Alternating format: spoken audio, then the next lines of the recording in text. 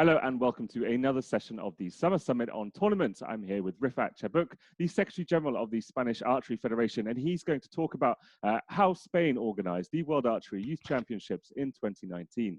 So take it away, Rifat. Okay, so welcome everyone to this small presentation, this case study about the World Archery Youth Championship that was held last year, August 2019 in Madrid, in Spain. It was a long time since we organized an international event in Spain, but we thought it was time, and we are really happy with everything happening in Madrid.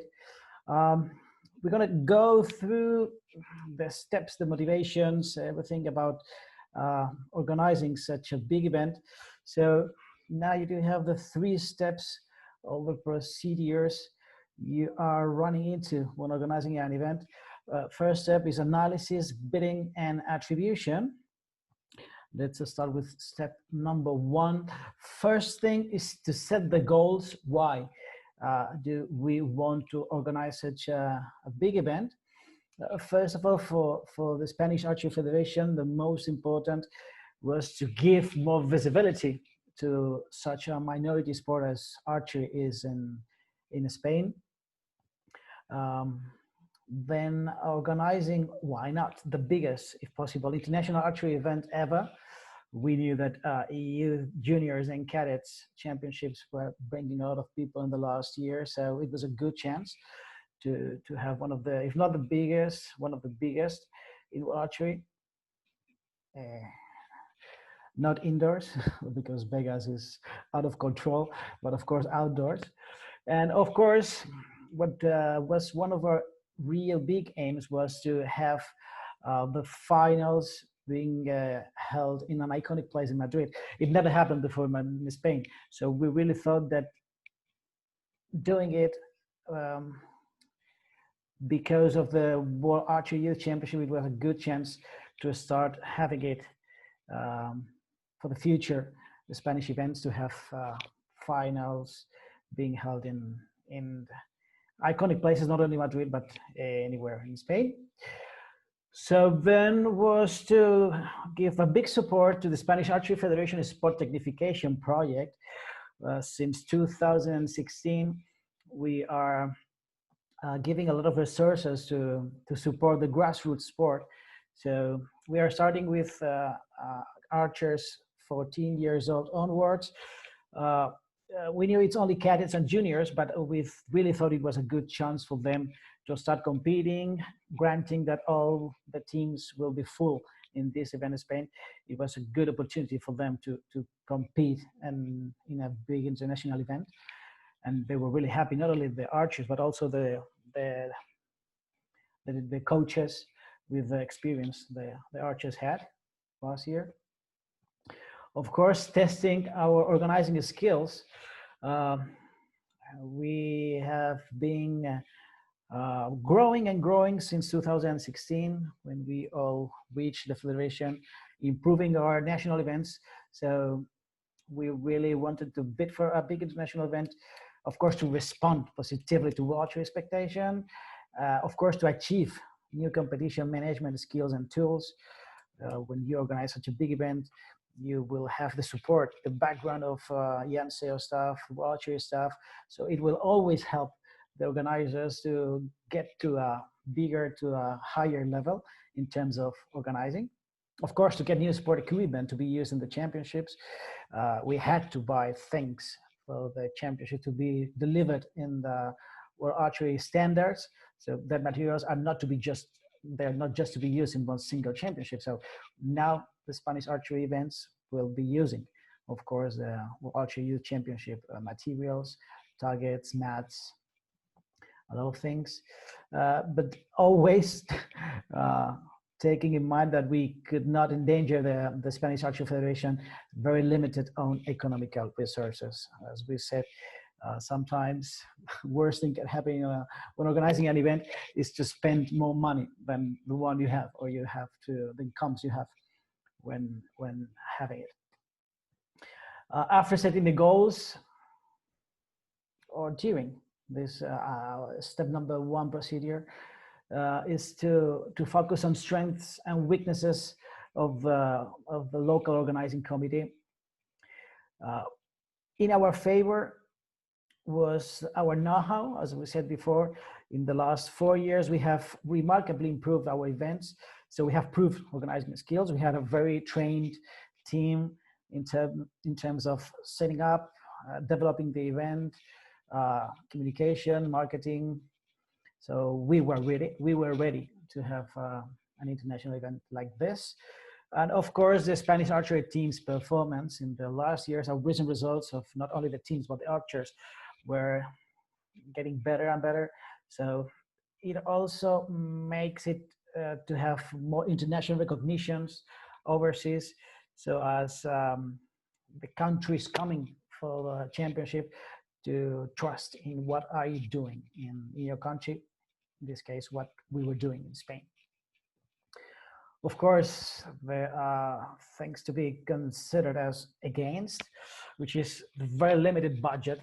It's not only a thing of the Archery Youth Championship, but in Spain, there are very limited incomes, very limited support from the sponsors or from institutions. So most of the incomes, I would say not 100%, but 95% would come from participants' fees. So you have to be very extra careful of how you spend your money if you only receive it from the participants' fees. And of course, we have a very, very, very dangerous thing in terms of organizing such a big event in Spain, is that bows are considered weapons in Spain. So it makes it really difficult to take them out of an archery field. We get it, but it was really tricky, and it took us long time to get the final approval from the institutions, from the security bodies, and from everyone to run the finals outside. It's a huge success, and I think all the Spanish community archer will be enjoying it in the future. Championship analysis before going to bid for an event. It's important to know what would be the approximative scenario you will be heading. So first to know which division, which bows are competing, which categories, in this case juniors and cadets, how many expected athletes, taking into consideration previous events reports, were really expected around 400 people, considering it wasn't a qualification tournament for the Youth Olympic Games. We expected less people than Rosario in 2017, for example. We expected like 150 officials, 40 participating countries, around 5,000 hotel nights in full board. So expected budgets of €750,000. And World Archery brought us also the data in terms of communication. So broadcasting, live streaming finals, news reports, video views. So you have all the reports from 2017, which were really, really interesting. We got very surprised when receiving this information in terms of especially social media impact and social media value. So it was very good news, and it was really helpful when presenting the project to the local authorities. Those were the data we had from World Archery Youth Championships from 2000 to 2017. The biggest was in Poland, in Legnica, with 561 participants from 56 countries. We'll see how we improve it. So then is a bidding. You have to prepare a bidding dossier, a good one if possible. Then it will be presented to World Archery and then to the Archery Executive Committee. So of course, the main, it's very summarized, but of course the document have to provide all the relevant information in order to support the candidacy. So all the information about the local organizing committee, expected dates, locations, the key roles in the organization chart, all the institutional support who will be backward supporting the event, the budget, expected budget, of course, all the expected participant services, sport equipment to be used, the setup project, everything is to be detailed the maximum possible. Of course, it's a previous document, but it has to be detailed the maximum possible so as to give a good impression to the owner of the championship, who has the titles of the championship, in this case, or archery. Then normally an inspection visit is scheduled.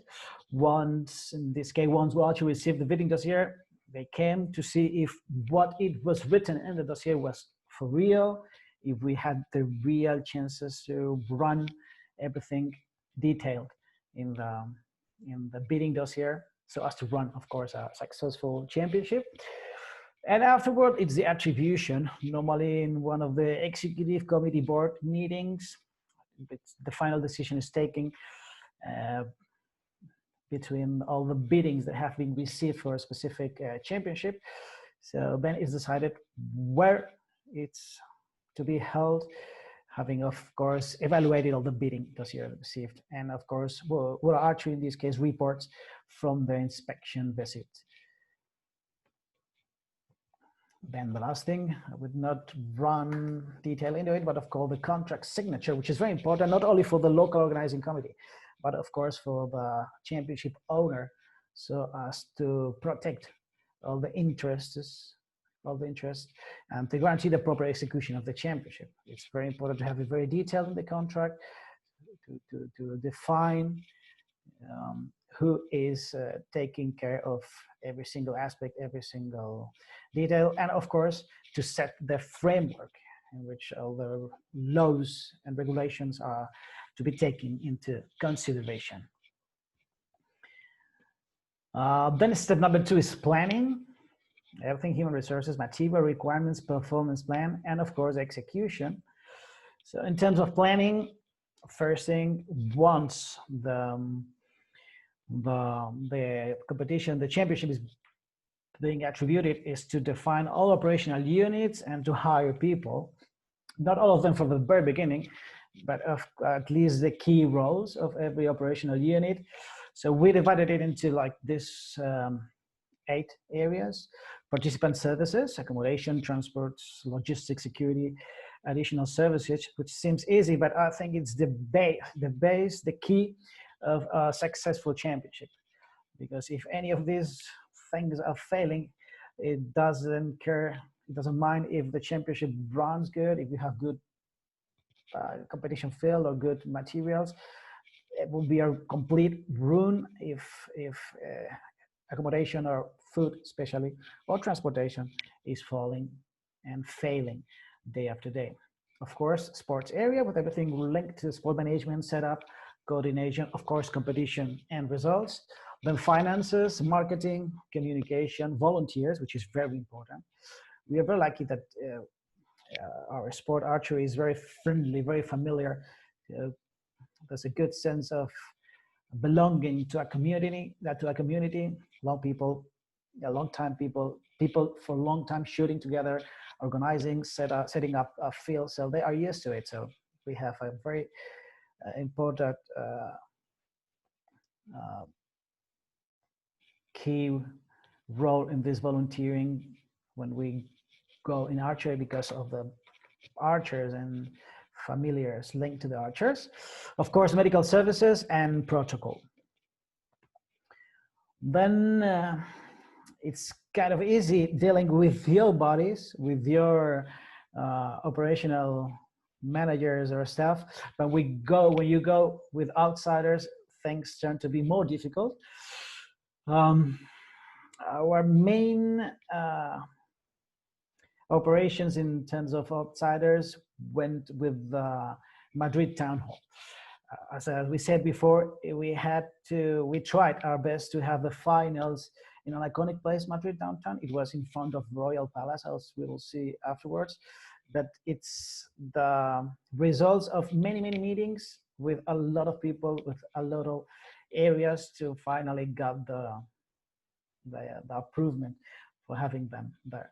So Director General of Sports in the Madrid region, in Town Hall as well, the Center District Office, because Madrid is divided into different districts. So we had to go to Central District to talk to them about the project. Of course, with the events in public areas office, local police, emergencies and medical services.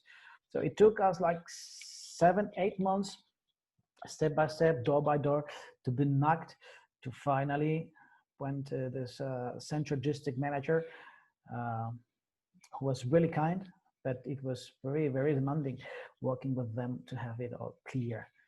Because we had to present a security project, setup project, endorsed and signed by engineers. We had to ask for fences and containers to the town hall. As we were there already, we asked them, of course, to bring us for all participants this local maps and touristic information, which is also always useful to bring it on in the welcome bag, in the goodie bag for the participants. Then state and local security forces, we had to send them a very specific and detailed security report in order to be approved. As I said before, both are weapons in Spain, so especially if the finals venue were to be held in a very crowded area in Madrid Madrid downtown. It was very, very hard work to be done in terms of security. We had a very good cooperation with them, not only local, but also state security forces. But of course, we also had to hire private security indoors in both the competition field, main competition field, first days, and of course for the finals venue. It was a closed area, and indoors it was our staff who was taking care of not only the participants but the spectators as well. Then more outsiders, we go fast to them. It's Complutense de Madrid University, one of the biggest in Madrid. We had a contract to set the condition in which the local organizing committee was to use all the university facilities we use in the championship. Sport venues, the main competition field was in the university complex, university sport complex. Then all the university accommodation buildings and canteens. Most of the participants were hosted, were accommodated in this university accommodation buildings. We used 5 of them, it's a large number of participants there. Travel agencies, of course, all accommodation contracts and economical issues were delivered by the travel agency, but also judges, hotels, well, Archery staff, LOC staff, all flights for international judges, rental cars, vans, as we didn't have any sponsors in terms of cars or vans, we had to rent them. And of course, big money was given to a setup company. We had to bring big structures. We didn't buy them, of course, but we have to rent them and of course to set them. Standings, tents, PA system, LED screens, branding, inbuilt structures, everything is to be provided by a good setup company, following our rules that you have to bring very efficient and professional companies in this area. Bus services company for the transportation services, transfers, participant shuttle services during the championship, security companies we said before, water suppliers. We had a very good impact. We really wanted to run an eco-friendly event with minimum impact of plastic waste. So as we were doing in our national championships, instead of bottled water, we provided cold fountains with big bottles, so as the participants could refill the bottles we give them. We had this beautiful individual 40 centiliters, but also they could refill whenever they wanted. So no waste of glasses, and the best way to have a good impact in terms of wastes for the championship. So 50 fountains were provided around the areas, and we consumed like 10,000 water liters. So it was a great impact. All the providers, of course, target faces, optical fiber and mobile phone services, audio visuals, for all the photos and video we provided. Well, actually was providing, but we wanted from our side to have a good photo galleries and video galleries. Catering company, participants' gifts, the welcome bags. We had fans, we had bottles, we had to provide them all.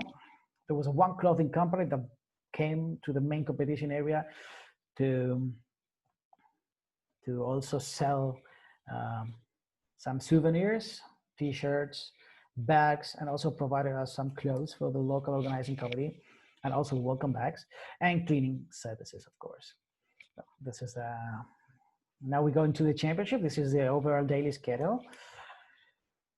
All the countries that finally came. So detail all the accommodation venues. We see 634 participants in university accommodation buildings, 102 in Marriott Madrid Princesa Hotel, which is a 5-star hotel, which is very close to the competition area. And we had the 5th university accommodation building. It was a little far, 10 minutes bus drive. We had 114 participants hosted there. And of course, all World Archery staff and judges were hosted in Hotel Senator Castellana, like 20 minutes drive from the competition field, but they had their own dedicated buses, so it was easy for us and for them to organize their transportation in their way back to the hotel.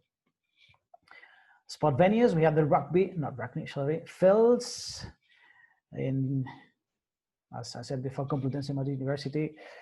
We had all practice sessions, qualification rounds, and elimination rounds. So we had 76 targets. A very small area, but one of the greener in Madrid, so it was very nice. Chris could speak someday about the pictures he took with a drone in this area. And the most important thing was this finals venue, in Plaza Oriente, in front of the Royal Palace in Spain. So 2 days of finals, compound gold medal matches and awarding, and recurve Saturday and Sunday with their corresponding awardings, which was an amazing place. You see on the right side all the standings. It was like 600 participants, and the standings, even with chairs, it was around 650. So we had to guarantee seats for all the participants coming. We decided not to sell any tickets, but of course, if we had the chance to have more standings, we would have sold tickets, because it was a lot of people with a big expectation about what was happening inside. You see on the left side, people just standing on the left side of the picture. So we had volunteers going all around the event, telling them it was for free and they could just join us in the finals venue. And it was a lot of people really surprised with all was going on in this finals venue. So it was a good approach, as one of our main goals was to approach our sport to the community, especially for the non-archer community. And those on the right are our trophies we delivered. The medals were brought by World Archery. One of the pictures Dean Alberga took of the finals venue, which is great. And then we go to the final steps. Step number 3, evaluation and reports. Final features of the championship. We had 585 athletes, but I think World Archery can correct me if I'm wrong, the highest in all World Archery outdoor events. 239 officials, 60 participating countries from all the 5 continents, 94 volunteers, a lot of them from outside Madrid. It was August. It was not easy to have volunteers, especially because in Madrid, everyone lives and goes to the beach. But we brought a lot of people from Balearic Islands, from the south of Spain, big clubs that are normally working with young archers. So they were invited to come. They were hosted in a big hall. It's from Madrid Archery Federation. So it was kind of a summer camp for them. They spent like 10 days together, waking up very early in the morning to come to the competition field. They spent like 12 hours there with their breaks, the time to have some rest. And then at night they were driven to the place they were sleeping.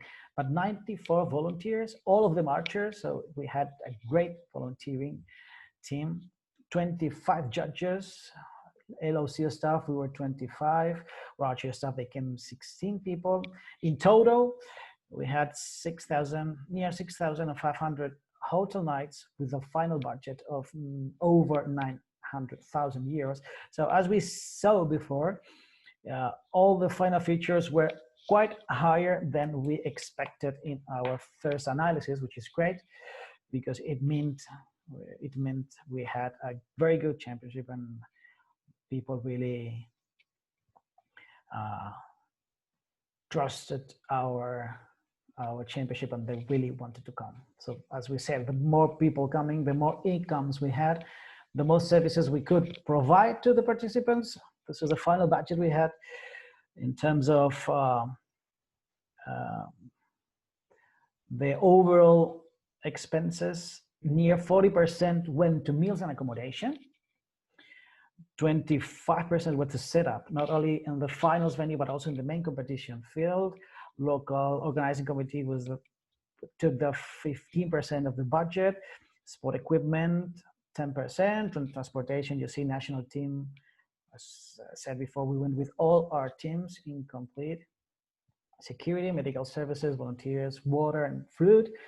It was not only the water was provided to the participants, but was also we had fresh fruit, watermelons and melons every day for the participants. In August in Spain, it was really, really helpful and people really enjoyed it. Trophies and participants gift. You had all the details here in this box. So last pictures about the final day, happiness after all we achieved, everything we were able to do and to perform. I think it seems that Tom and Mario are very happy with it. All Archery staff also in the picture with us, all the volunteers. We had together with Archery this video highlights. And as I said before, it was not all Archery galleries, but we have our own photo and video galleries day by day. They were very demanded by not only the participants, but also the familiars, the relatives everywhere. They were writing us, even congratulating us for the work we did. And they are still available and all the views are getting higher and higher. And of course, finally, the most important is to have a good report with all the links, not all the streaming from Archery, and of course, all media appearances, just in case in the future we want to run something similar. It's important to have all this memoria and all these documents related so as to show them and to tell how successful it was and how even more successful it can be in the future. So that's it from our side. Thanks for watching. Thanks for listening to our presentation. Hope it was useful for you. What do you think went well about the championships? You think what? What do you think went particularly well about the championships? Well, we were very lucky in terms of weather because it was not hot as it could have been in Madrid. But I think the most successful point, apart from the high participation, it was the chance to run the finals in Madrid downtown. It seems to be easy when you see a World Archery event because everyone is running them there, but in Spain it was a very difficult thing, very tricky situation. We managed it successfully and we were really happy to do them. We finished on Sunday finals. Monday we had a huge storm in Madrid, so we were even at that point very lucky because in case that big storm came on Sunday, it would have been really difficult to run them. Very problematic. And what do you think you could have improved? If you were going to do it again, what would you do differently? As I always said, when you organize big events or when you start organizing or having a good event program, first you have to invest, then to expect. So of course, our marketing and sponsors program, now in case we had a second or third championship, it would have been quite difficult, not difficult. Because once we had the result of one event we did, it's very much easier to go to a sponsor or a local big institution to tell them, hey guys, this is what we are running here. It's how we are doing, and it will be much different. It was a juniors and cadet championship, so it was easier for us to provide accommodation in university accommodation buildings. Madrid hotel rates are quite higher than like 5 years ago. So maybe a more efficient accommodation project could have been delivered, but good enough, I think, for the standards of junior and cadet championship. But of course, things to improve. And food, we had to work to cooperate with the university provider of canteens of food, and sometimes it's very tricky. They don't understand how competition runs. They think that the schedule is very tight and it's closed, and they don't understand that a qualification round or some eliminations can take longer than expected. So there was at some point 2 days that they decided to close the canteens at the expected time, and all the archers, all the participants were just rushing to have their dinners, and we had to deal like some problems with it, but things happen. Absolutely. And one of the things that was awesome about the championships, and you mentioned it, was that the water fountains and the lack of plastic bottles. Well, that's something you've been doing in Spain for quite some time. Yeah, since 2016, when the new team we started with Vicente as the president, we came into the Spanish Archery Federation. We noticed in the championships, Spanish championships, that it was a huge waste of plastic bottles, of plastic glasses. People just came to the fridges, took a bottle, just 2 small cups of water, and then the bottle was thrown away, even it was half inside. So from the very beginning, we decided with a Spanish company to provide all these fountains. Of course, it's not always that easy to plug them because we need electricity to have it cold, especially in summertime. But we did it. 50 fountains demand a lot of power, a lot of electricity. But from the very beginning, we really wanted. We had to ask permission to Archery to do it because it's not the ordinary procedure in terms of providing water to the athletes. But I think we all were happy with the result. No waste in terms of plastic. All these bottles, people took them as a special gift when they were back home, and it helped them to have the water fresh and cold whenever they wanted, just refilling from the fountains. Do you think that's something that could be implemented at other international events? Definitely. Especially now the whole world is going into green events, eco-friendly events. I think it's very little things that can be done in terms of archery because our sport is green enough, but this is something it can be done in order to be even more efficient in terms of waste. Yeah. Is there anything that you did during the championships that you've applied or you learned from those championships that you've applied to events since? As we said in the goals defining point, we also wanted to have the championship to improve our skills in organizing, not in organizing, but in running and developing a big championship. So since we had the championship in 2019, August 2019, we had this year in January, the first time we had all our indoors championships in one single venue, 3 days of competition, 600 archers, 625, something like that. It would have been absolutely impossible if we didn't learn what we learned in the World Archery Youth Championship, together with the NCL staff, together with World Archery staff. We had the information, we even had some of the materials, but how to bring them all together to run properly such a big event, it's something we really learned. And we immediately, in like a 4 months period, we put it in practice, and it was a big success, really. And when you look at the budgets you're expected to your final, there was a large increase in income and costs associated with that. Mm-hmm. For a federation of the Spanish Federation size, was it difficult or worrying to manage that kind of budget on a single event? When we said yes to organizing it, we were quite worried about the incomes, and that's something we said. We told Archery we can of course do it, but the incomes would be mostly 100%, 90%, 95% coming from participants' fees.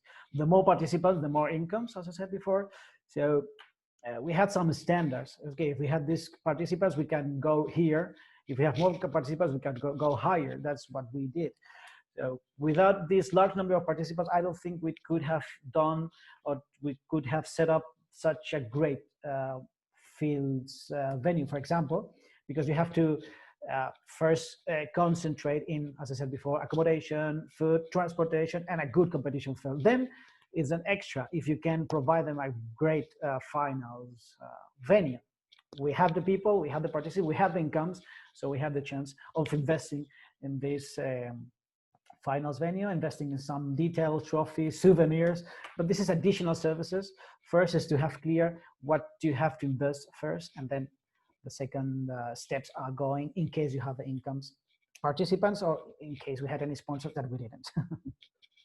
How much time did you put into the kind of sponsorship program for this event? The beginning, not much. We asked a few national partners. Of course, both companies are more focused on international events. They didn't even come to this one. They were interested, but finally they didn't.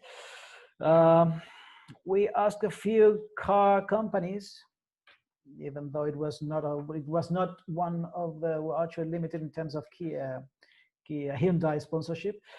And at the beginning, they seemed interested, but of course, it's cadets and juniors, so it's not maybe the main target for them. Even we went for young drivers' cars. But when we had the final approval of the finals venue, when we noticed that it was a lot of people coming, it was like a few companies that were really interested. It was very short time. That's why I said before, in case now we have this feedback, this experience, we could have delivered a much bigger, deeper project in terms of sponsors and marketing. Because in our case, it was very tiny thing, and we could have gone much more into detail. Now we have experience, of course. You said it's all about building and evaluating and progressing and gaining skills. What's the next step for you and the Spanish Federation in terms of hosting events? As I mentioned, after the Archery Youth Championship, now we decided to gather together. First step was all indoors. Our next aim is to have all our national outdoor championships together, which really needs a lot of targets, a lot of stuff, a lot of things, but we think we are really capable to do it. We have now the skills and the experience. And why not in the near future to host some more international events at the World Cup scale? Why not in the near future a World Archery Championship? I'm still hoping that in some near future Madrid will host some Olympic Games, so it will be great that our federation, we can help them in developing a great archery event in the world, in the Olympic Games in Madrid, whenever. Well, thank you very much, Rifat. Thank you very much for your time in presenting this. Thank you very much for watching, and enjoy the rest of the summit. Pleasure. Bye-bye.